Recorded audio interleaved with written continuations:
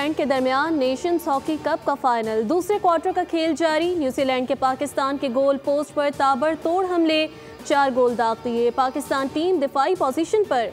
Malaysia के शहर Kuala Lumpur में जारी नेशंस कप के पहले सेमीफाइनल में पाकिस्तान ने फ्रांस को सनसनीखेज मुकाबले के बाद पेनल्टी शूट आउट पर शिकस्त देकर फाइनल के लिए क्वालिफाई किया था, जबकि न्यूजीलैंड ने भी कोरिया को दूसरे सेमीफाइनल में पेनल्टी शूट आउट पर हराकर फतह अपने नाम की थी। टूर्नामेंट की Fateh team pro hockey league में रसाई हासिल करने की हकदार ठहरेगी।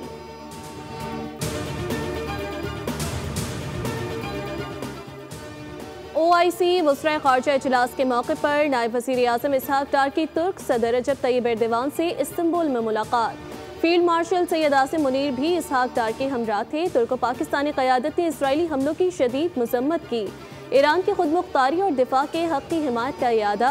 ख़त्ते में कशीदगी कम करने की सिफारती कोशिशें जारी रखने पर इत्तेफाक। कहा, आलमी बरादरी फौरी जंगबंदी और इमदादी रसाई यकीनी बनाए और गज़ा में इसराइली जाहिरियत फौरी बंद की जाए।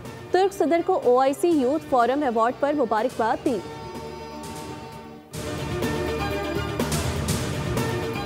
इस्तांबुल में OIC वज़ीर ख़ारजा का खुसूसी इजलास, ईरान और गज़ा पर जाहिरियत नाकाबिल कबूल करार।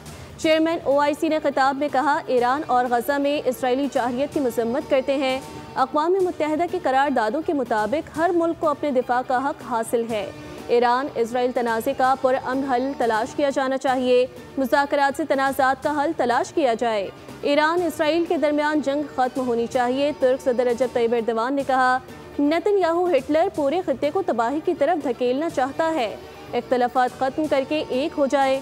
मुसलमानों का इत्तेहाद वक्त की ज़रूरत है। OIC वज़ीर ख़ारजा इजलास में इसहाक डार ने पाकिस्तान की नुमाइंदगी की। ईरानी वज़ीर ख़ारजा अब्बास इराक़ची भी इजलास में शरीक हुए।